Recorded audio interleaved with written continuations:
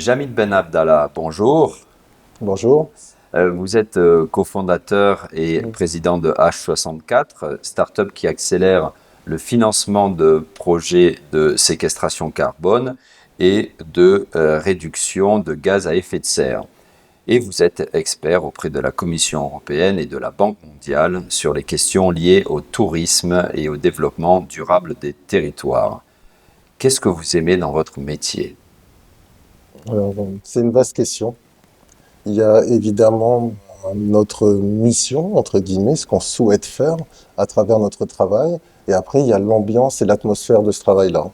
Donc, ce que j'apprécie dans mon métier, on va dire, si on parle de l'ambiance, ça va peut-être paraître un peu simple, mais c'est simplement de travailler dans son entreprise. Ça fait partie des choses qui m'ont toujours plu et que j'ai toujours souhaité faire. Et la grande majorité de ma carrière, c'est des entreprises que j'ai créées, comme celle-ci, de pouvoir travailler auprès d'amis, auprès de gens avec qui j'ai travaillé déjà durant de longues années. On a construit une relation d'amitié durant le travail. Donc c'est notre notion ou une autre manière de construire cette notion d'amitié. Mais ça a été le cas et donc avec mes deux associés, on se connaît depuis plus d'une dizaine d'années. On n'a pas toujours travaillé ensemble, mais on a décidé de travailler ensemble parce qu'on avait envie de le faire et qu'on avait confiance. Voilà. Et après, je pense que c'est aussi toutes les personnes qui nous ont rejoints dans notre entreprise, qu'on a recruté aussi. Beaucoup, ils se sont formés dans notre entreprise et ils grandissent avec nous. Et c'est pas du tout pour tenir des discours paternalistes ni quoi que ce soit dans ce genre-là, mais c'est un vrai plaisir de travailler avec des gens qui ont plaisir à travailler ensemble et à travailler avec nous. Donc ça, c'est un élément très important pour moi dans le travail. Et après, évidemment, c'est de trouver quelque chose qu'on a envie de faire, qui nous plaît, qui nous intéresse et on a de nouvelles choses à apprendre tous les jours.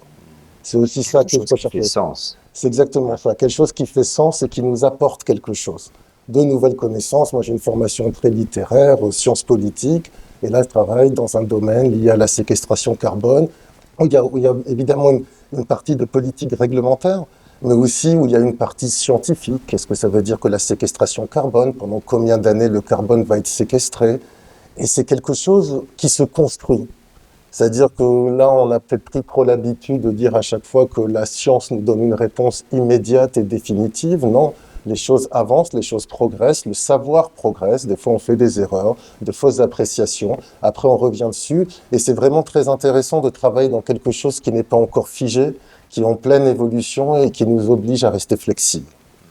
Et ce que je crois vous aimez mettre en avant aussi, c'est pas simplement l'aspect technique, mais aussi de par votre formation en sciences sociales, l'aspect humain. D'ailleurs, vous avez d'abord parlé des personnes, hein, quand je Ouais. vous ai posé la question de ce que vous aimez dans votre métier. Et ça, c'est quelque chose, vous diriez, qui parfois manque dans votre secteur, que la technicité, les technicités sont d'abord mises en avant sans nécessairement penser aux personnes. C'est une très bonne question parce qu'en effet, c'est très juste. C'est-à-dire que quand on parle maintenant de séquestration carbone ou de ce type de sujet, on est juste en train de parler de choses scientifiques. Est-ce qu'on a vraiment séquestré autant? Comment est-ce qu'on pourrait prouver ça? Alors qu'on ne se rend pas compte qu'on est vraiment dans une logique qui est plus large. C'est-à-dire que quand on parle de séquestration carbone, si on parle par exemple de projets d'agriculture régénérative auxquels je tiens beaucoup, eh bien on parle aussi d'adaptation. On essaye aussi d'être réaliste, c'est-à-dire qu'en dehors des chiffres, il faut à tout prix empêcher le réchauffement climatique de 1,5 degré, de 2 degrés. Il y a toujours un point d'interrogation. Est-ce qu'on va réussir à le faire? Est-ce qu'on va réussir à vraiment atteindre ces objectifs? Et si on ne réussit pas à les atteindre, est-ce que nos actions peuvent avoir un effet bénéfique quand même? Est-ce qu'on peut aider, comme dans le projet que nous avions en Égypte durant la COP27, ces agriculteurs égyptiens, est-ce qu'on peut les aider à résister au changement climatique, à changer leur mode de production pour mieux résister aux sécheresses, pour nous utiliser moins de pesticides et d'engrais qui les rendent dépendants des prix du marché global qui, comme on l'a vu, ont explosé avec la hausse du prix de l'énergie. C'est-à-dire, est-ce qu'on peut aussi avoir cet impact-là? Parce que même si, on va dire que souvent les gens disent, oui, mais pourquoi est-ce que vous parlez d'adaptation alors que l'objectif c'est de diminuer de 2 degrés, on n'a pas le droit de parler autre chose. D'autre chose, on n'a pas le droit de dire, mais peut-être qu'on ne va pas réussir totalement. Et on n'a pas le droit de dire, mais on peut faire les deux en même temps. On peut faire tous les efforts pour réduire, tous les efforts pour compenser, mais aider aussi les gens à s'adapter. Euh, Qu'est-ce qui vous désole dans le monde aujourd'hui et ce qui vous réjouit? Ah, ça, c'est là aussi une question difficile C'est la question que je pose ouais. aux philosophes que vous Mhm. êtes quelque part, parce qu'encore une fois, je sais que vous êtes un littéraire. J'espère devenir philosophe durant ma retraite, enfin devenir philosophe, à m'approcher de la sagesse tout en sachant que je ne pourrai jamais l'atteindre. Disons les choses plutôt comme ça. Mais en réalité, ce qui me désole, si je disais les choses, parce qu'il y aurait c'est vraiment assez juste pour la Excusez-moi, bien je suis sûr. Alain Dalla, je vous pose cette question parce qu'en amont de cet Mhm. entretien, je sais que parfois vous vous sentez un peu seul parmi souvent des ingénieurs qui ont une vision, encore une fois, très Ouais. technophile, on va dire, des problèmes. Oui. Alors, si vous voulez, je vais aborder ma réponse sous cet angle-là, parce que voilà, ce serait une réponse très large. Mais si je l'aborde sous cet angle-là, je pourrais vous dire que ce qui m'ennuie vraiment, c'est un peu la réapparition du concept de vérité totale et de vérité absolue, voire même si je reprends un peu quelques phrases dites par des hommes politiques en France, et je pense que vous ferez bien avec ce que j'ai dit auparavant, c'est expliquer, c'est pardonner, expliquer, c'est excuser. C'est-à-dire, j'ai l'impression que maintenant, on peut plus vraiment expliquer les choses. Les événements dans leur contexte, ils doivent être pris comme un bloc, dans une sorte un peu d'hystérie sentimentale sur différents points, hein, que ce soit des points politiques, des points économiques, mais qu'on n'a plus le droit d'essayer d'expliquer les choses, de vraiment les mettre Même dans leur si, vous contexte. voulez dire par là que même si en expliquant, ça peut faire mal.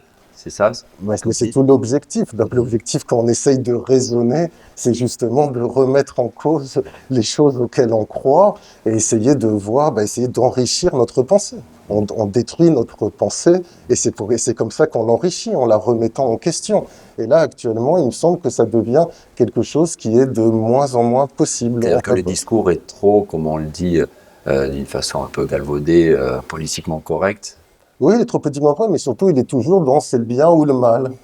C'est, C'est c'est- manichéen, oui. oui, oui, voilà, c'est entièrement manichéen, un peu comme George Bush durant non, mais la guerre du Golfe disait c'est la lutte du bien contre le mal, et donc on a l'impression que toute discussion est du niveau d'une série télé américaine où il y a des méchants et des gentils. Eh oui. Et donc, et de la même manière, c'est-à-dire que dans l'environnement et dans tout mon domaine de travail, il y a évidemment des choses qui sont beaucoup plus nuancées. Et de dire ça, ça ne veut pas dire qu'on excuse des choses. Vous voyez, c'est ça qui me cause problème. C'est que même si on dit quelque chose comme ça dans le domaine de l'environnement, c'est-à-dire qu'on va essayer d'excuser des gens. Alors que comprendre, non, c'est quelque chose de nécessaire et ça nécessite de remettre en cause les choses. Et après, si j'essaie de répondre donc à la première partie de la question, qu'est-ce qui me réjouit? Alors, c'est peut-être on va dire qu'on a, là aussi c'est une pensée, hein, mais que peut-être que de nouveau on est dans un moment où, je l'espère, les jeunes générations se posent des questions sur le mode de société vers lequel nous allons, où il y a quand même vraiment, moi j'aime bien quand il y a de vieux slogans qui reviennent, hein, même si ça fait un peu romantique, comme ne pas perdre sa vie à travailler, ou ne pas perdre son temps, c'est-à-dire de vraiment réfléchir, est-ce qu'on est vraiment dans une société productiviste qui amène réellement quelque chose? Qui continue à nous faire évoluer. Est-ce qu'on vit mieux? Est-ce qu'on vit vraiment mieux qu'auparavant? Dans énormément de pays du monde, oui, c'est très clair que l'espérance de vie augmente, la mortalité infantile baisse, il y a vraiment des apports de la technologie et c'est des choses qui sont réelles actuellement. C'est pas du tout pour faire un jugement facile, on doit tous retourner se cacher dans des cabanes, dans des montagnes, etc., etc. Mais mais je pense qu'on peut quand même se poser la question si est-ce que tout ce système de production, ce système financier qui nous entoure, va vraiment nous permettre d'évoluer et d'avancer dans le temps. Et il semble que non, parce que tout système qui s'épuise au bout d'un moment a souvent comme unique objectif sa survie et un peu dans une notion de quoi qu'il en coûte. Si je dirais les choses comme ça, c'est d'assurer sa survie avant tout et pas du tout de penser à ce que pourrait être la suite.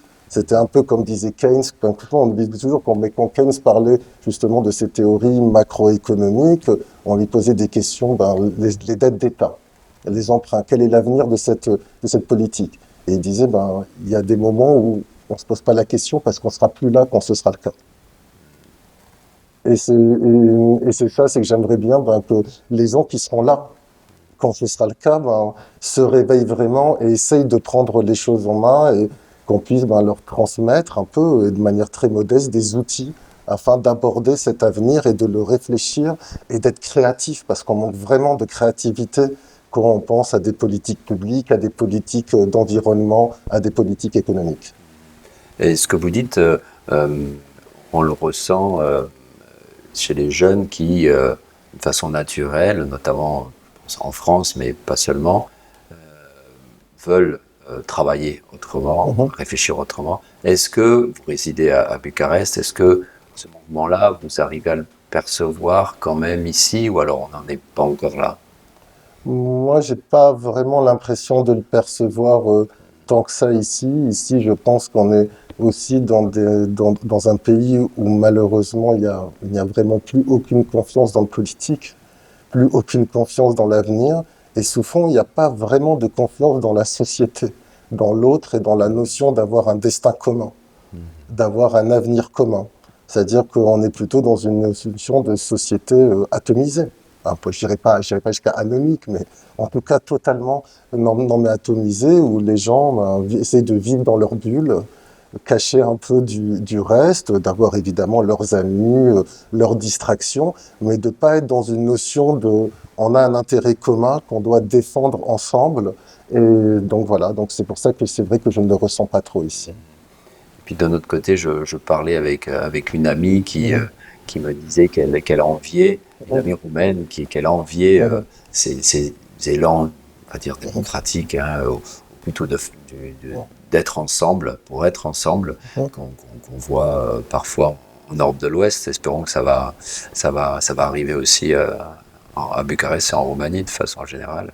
Ouais, mais ça, c'est une question de confiance. Il faut qu'il y ait une confiance qui se crée, non, mais entre les gens, ce qui souvent, malheureusement, n'est pas le cas. Et après, c'est aussi tout le problème, à mon avis, et qui peut-être va risquer de s'étendre, ou peut-être que des fois, la Roumanie est en avance sur certains points, si je dis des choses comme ça, où il y a un tel manque de confiance pour les gens dans les médias, il y a un tel manque de confiance envers le politique qu'au bout d'un moment, ben, on va être dans une société où il n'y aura plus aucune confiance. Et c'est là où on peut vraiment se poser des questions sur ce que ça va donner comme type de société. Et peut-être que ça va donner aussi éventuellement des choses positives qui vont émerger. Ben oui, parce que peut-être que les gens vont vouloir se réorganiser, parce que d'un autre côté, on peut pas leur reprocher de manquer de confiance.